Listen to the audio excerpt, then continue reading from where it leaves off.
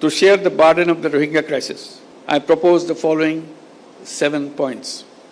In August 2017, around 800,000 Rohingyas crossed into Bangladesh. Unfortunately, the barbaric attack and persecution still persists.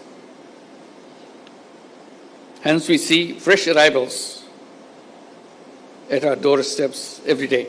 It will be a historic blunder if we wait for seeing the very last Rohingya living Rakhine.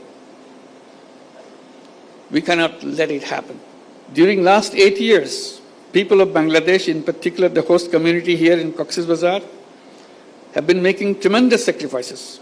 Distinguished participants, it is not only the responsibility of Bangladesh, but also of the international community to share the burden of the Rohingya crisis, to reflect on the possible solutions and to play an active role in implementing them.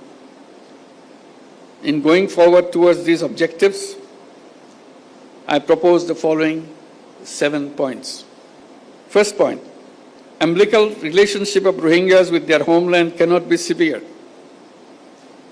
So their right to return to their own home and homeland has to be secured.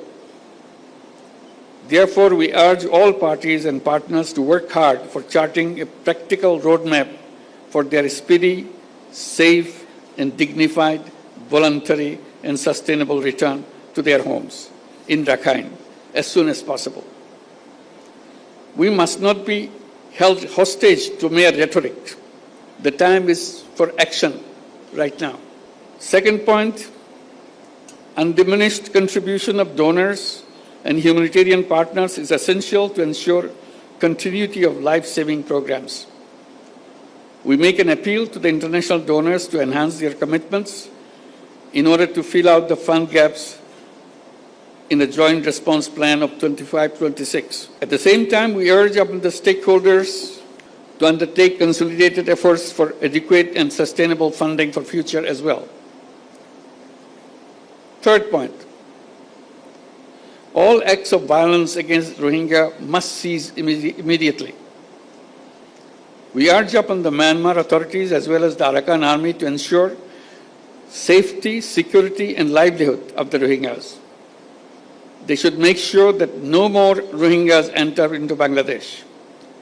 At the same time, they must allow internally displaced persons from camps in central and northern Rakhine to return to their homes inside Myanmar as soon as possible. Fourth point, a platform for consultation or dialogue is exigent for commencing communication, reducing tension, ending conflict among the ethnic communities inside Myanmar. We urge upon Myanmar government and de facto authorities in Rakhine to constructively engage in dialogue with the Rohingyas to promote reconciliation among themselves, restore rights of the Rohingyas, and facilitate their speedy repatriation back to their homes. Fifth point, role of the international community, in particular ASEAN and countries in the neighborhood, is indispensable to create conducive environment in Rakhine. We all support all international efforts to this end, including ASEAN's 5-point consensus. We urge upon the international community to be more active in advancing peace, security, and stability in Rakhine and in the neighborhood. We need to address and combat transboundary organized crimes, including human and drug trafficking, smuggling of small arms, and criminal activities that impact peace, security, and stability. Sixth point, regional and international stakeholders must continue to stand resolutely against the heinous crime of ethnic cleansing.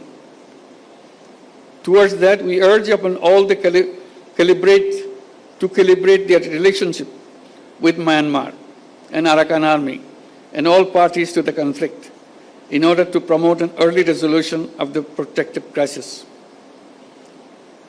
Seventh and the final point, we urge upon the international community to add dynamism to the ongoing international accountability processes at the International Court of Justice, International Criminal Court, and elsewhere. We urge upon them to implement the provisional measures decided by ICJ, ensure justice and accountability, and put an end to the genocide and crimes against humanity.